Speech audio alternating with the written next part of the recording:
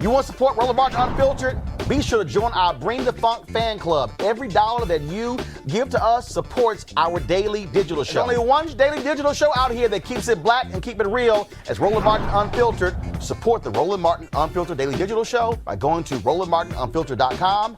You can make this possible. I was actually in Annapolis, Maryland, where a rally was held outside the state capitol there on behalf of the 4 HBCU universities. They beat Maryland in the courts that proved that the duplication of programs hurt HBCUs in Maryland, Coppin State, Morgan State, as well as University of Maryland Eastern Shore, and, of course, Bowie State. And the problem, though, is that Governor Larry Hogan only wants to offer $200 million. Testimony during the trial said that HBCUs should get about $1 billion. They said, look, we'll settle for $577 million. Governor Larry Hogan has said, forget that. My last offer is $200 million. The rally today was about putting pressure on Governor Hogan and his black lieutenant governor, Boyd Rutherford, do the right thing and fund those HBCUs. Here's some of the stuff that was said at today's rally.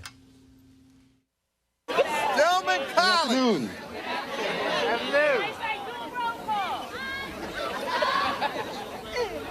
I'm David Burton, president of the coalition that brought this case 13 years ago. I have some prepared remarks. But, I don't really need this for this case. No! That's right. You guys know why I'm here. That's right. And I do want to depart from some of my remarks because I want to go back to something that Senator Elijah Cummings said last year. I was honored to have received a citation from him, a recognition. And he asked me one question. He asked me, why? How do you do it? How do you stay in there so long for a case that has been in the courts for so many years? And my answer was very simple. You can't hear me? Speak up! How about now? Yes! I just said I remember remarks that the late Congressman Elijah Cummings asked of me at a reception where I received a recognition from him. And the question was, why? How long can you stay and hang in there for this case? And I said, as long as it takes. Yes! In my professional life, I worked with minority manufacturing companies to help level the playing field for their engagement, to get them to compete not as minority manufacturing companies, but companies that can compete because they are just the darn best. And there's no difference here in terms of HBCUs. We want HBCUs to compete not because they are HBCUs, but because they are the best. And they can attract the best, and they can be the best, but not without the resources requisite and required to make that happen. I can't thank enough people here because I've been with this case for 13 years now.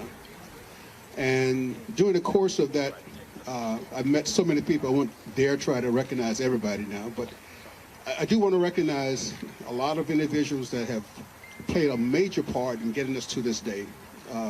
Certainly I want to give a shout out to the Legislative Black Caucus for making this day possible.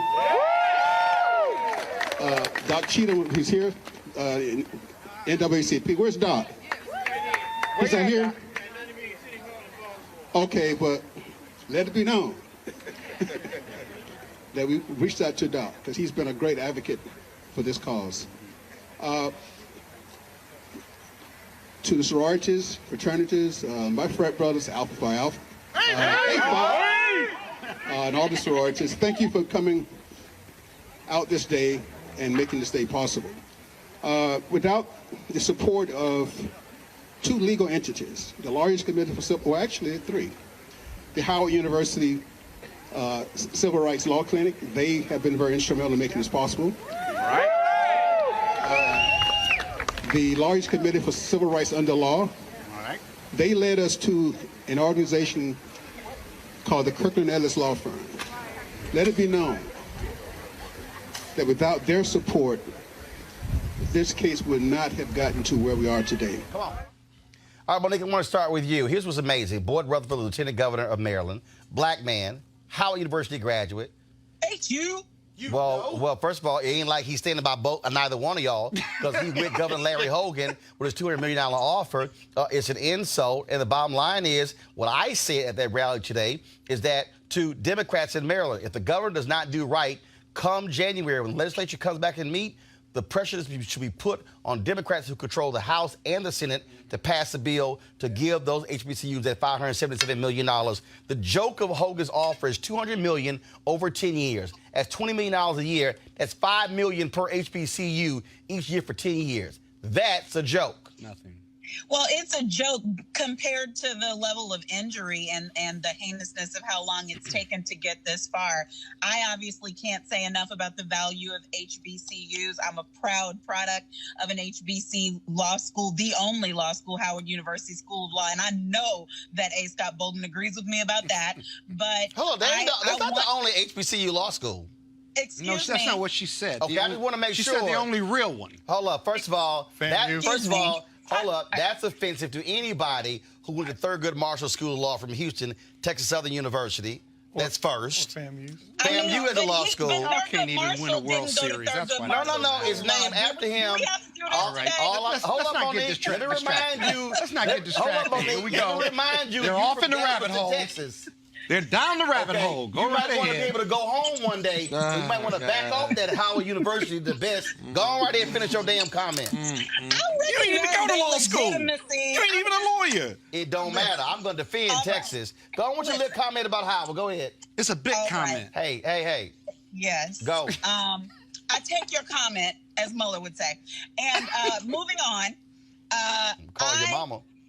Appreciate the value of HBCUs, and this is a fight that everybody, not just those who have graduated from one, should be willing to stand up and participate in, because it's going to take all of us to add on the pressure. Now, don't be fooled because they throw out a number like 200 million and people are supposed to be impressed. We need to stand until we get what is due. This is our future. Michael, this is not a Republican or Democratic thing, because the lawsuit started under a Republican governor, then went to a Democratic governor. They fought it, ignored it. They've been in mediation for several years. A federal judge is like, yo, can y'all please mediate this whole deal? Maryland didn't want to do it. But at the end of the day, the HBCUs proved it.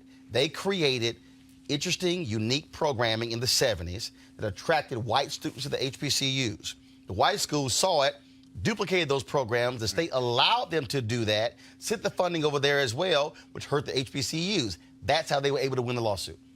Well, full disclosure, my twin sons went to FAMU. My mom is a graduate of Fisk University, as they would say.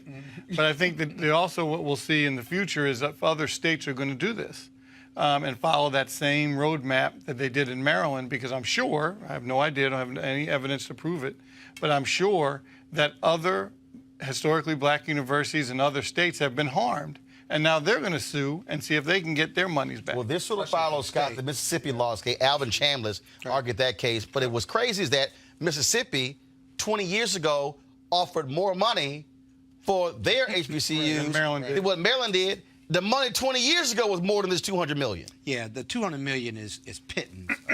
As a graduate of Howard Law and a graduate of Morehouse College, I sit on the board of trustees for Morehouse College, and I can tell you, historical black colleges struggle. We may get gifts from Oprah Winfrey and Richard Smith, but those are dedicated funds, right? Most historical black colleges are struggling from an endowment that is well below what their counterparts are that are majority schools. But also, Howard and Morehouse are private. These are public institutions, state funding. Exactly. That's a totally different funding. No one wants to pay the reparations for prior bad acts for these schools. And some of these schools in Baltimore, for example, I think if it's not Morgan State, produces STEM graduates and engineering graduates at a higher level in a partnership with NASA. My point is, these monies could be used for their endowment and for operations. That's where historical black colleges struggle with. And so when you delay it, when you debate it, when you negotiate it, no matter whether you get that legislation or not, right, these colleges are entitled to their fair and full reparations for prior bad conduct by the state that's been proven in federal court. And I'm going to say this again. When in the Capital Region Minority Proud Development Council, when they had the awards gala, we broadcast our show from there, and I presented one of the awards. And before presenting one of the awards, I called out the state of Maryland, Governor Larry Hogan, and his Lieutenant Governor, Boyd Rutherford, who happened to be sitting on the front row. Now y'all know how I do. My philosophy is very simple. If you do good, I'll talk about you. If you do bad, I'll talk about you. At the end of the day, I'm going to talk about you. So backstage, Lieutenant Governor Boyd Rutherford, a brother, decided to tell me I didn't know what the hell I was talking about. Oh, my. Did on video? Oh, no, he got, no, wasn't the video. Wow. Did you turn your phone sideways? I wish somebody else was shooting. All right. And so he got a little frisky with me, told me I need to read the judge's decision. And I said, well, I'm familiar with this because I covered this on my TV One show and my current show, so I ain't new to this. So then he kept telling me I didn't know what the hell I was talking about. I said, well, you are more than welcome to come on my show, Governor, Lieutenant Governor, and have this conversation. No, I'm not coming on your show. He said, well, you need to read the ruling. And I did. And I'm still trying to figure out what the hell were you defending? Y'all lost. And so this is simple. How can you be a black man who is Lieutenant Governor of Maryland, and I don't care if you're Republican, who went to an HBCU and could stand by Larry Hogan and say, fine, $200 million is enough? Really? I ain't even go to an HBCU, and hell, I know $200 million not enough. But let me go ahead and make this clear like I said in my speech today. Boyd Rutherford, let me be clear. This is black-owned. In the words of Tyler Perry, own your shit. And so come January, when the legislature comes back into session, guess what? We're going to be on y'all ass. We live stream today's rally, and we're going to be there again. And we're going to come to your office and come to Hogan's office. And then we're going to put pressure on Democrats in Maryland to pass the money, the $577 million. Because, see, I ain't got to ask nobody because I own my own cameras. But I'm telling you right now, don't think for a second this is the last conversation we're going to have about this. Because in the words of that great philosopher, Frank Lucas, from American Gangster, I'm going to get that money. All right, folks, back to our Roland Mark Unfiltered video in just one moment. All right, folks, as the marijuana momentum continues, our good friends at marijuanastock.org have already reached more than half of their funding goal for the hemp CBD investment. That's right. If you want to take advantage of this great opportunity, you need to do it now because it won't last much longer. Now, if you don't know, I'm talking about the hemp plant, the good cousin to marijuana with a much higher concentration of CBD.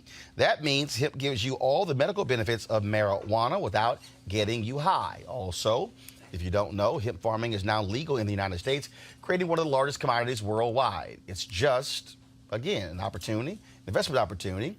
And the folks at 420 Real Estate, their business model is very simple. They buy land that supports hemp CBD grow operations and lease it to licensed, high-paying tenants. That's right, they are hemp CBD landlords, and you can get in on the action. As hemp continues to change the economic landscape, 420 Real Estate is allowing you to chase the American dream. Now, look, the best part is right now you can invest in this crowdfunding campaign for as little as $200. That's right, you can invest as little as $200 up to $10,000. Do it now before the fund is closed. To invest, go to marijuanastock.org. That's marijuanastock.org. Get the game and get in the game now. Now back to your Roland Martin Unfiltered.